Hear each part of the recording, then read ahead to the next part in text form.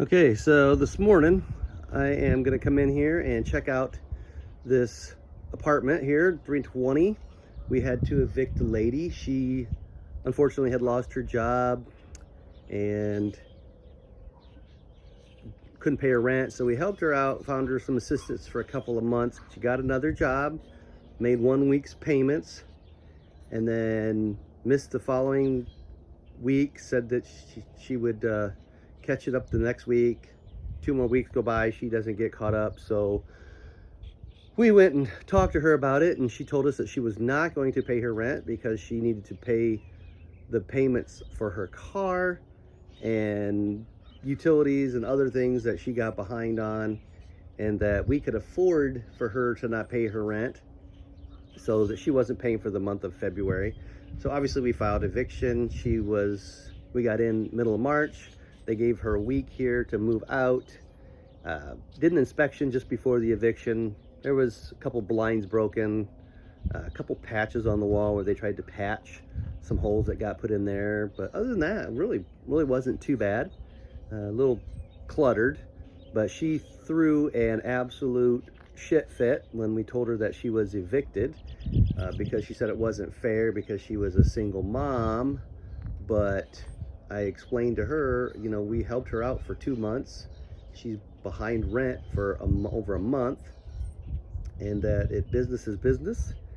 And if she could get caught up or even make some partial payments, then that would be fine. We could possibly work with her, but she said she wasn't doing that. She couldn't afford to do that because she had to pay for other stuff, as she's standing there smoking a cigarette and drinking a beer.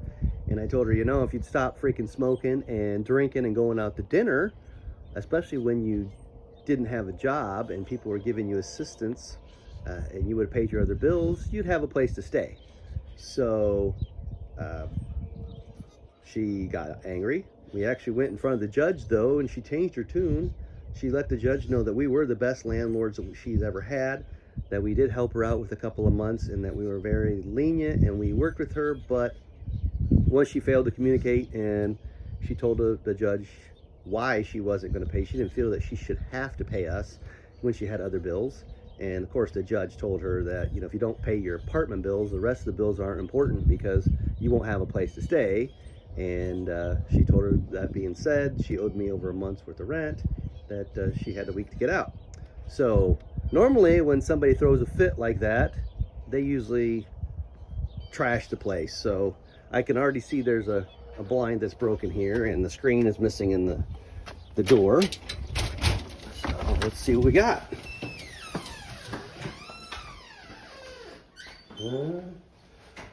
Well, yeah, that's what I thought. Left it dirty. I've seen a lot worse. This really isn't that bad as far as filth. Looks like they must have broken a couple of the drawers. And like I said, this has been about a month and a half. We had our last inspection just before she got the eviction letter. Refrigerator is a little dirty. Oh my gosh. How can people eat out of something like that? Oh, disgusting. Let's see. Yeah, they've thrown dirt. I don't know what the hell that is on the walls. The walls are filthy. It looks like somebody decided to throw knives or hatchets or something against the wall here. Looks like actually food all over the floor. Took the covers off of the heaters, and now those are disgusting. And these floors were new 3 years ago, 2.5, just before she moved in. And you can see there's some scuffs. I don't know how you do that. This is laminate flooring. But the nice thing is these are very easy to replace, so that won't be too awful bad. Same thing here. Next bedrooms, holes in the floors. There was one of the patches I was talking about. That was here. And I don't know what they did. What? There's a hole there to get these walls all dirty. And it's like they just smeared stuff all over the walls out of spite.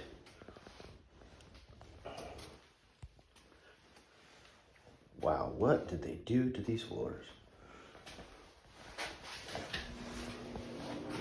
Toilets gross, tub and shower they didn't clean, which cleaning's not that big a deal. They do have $1,000 deposit, so that should cover all the cleaning at least. Another hole in the wall to patch. Ripped off one of the trim pieces there, which I just covered this whole thing with drywall. There's another hole. All in all, it's not too bad. Mostly drywall repairs and cleaning. The flooring's a little disappointing because it was new flooring. It's a little expensive to replace, but I can do all this in just a few days worth of work. Actually, looks like they took a hammer or something small and beat the shit out of my refrigerator. So I'll be replacing that and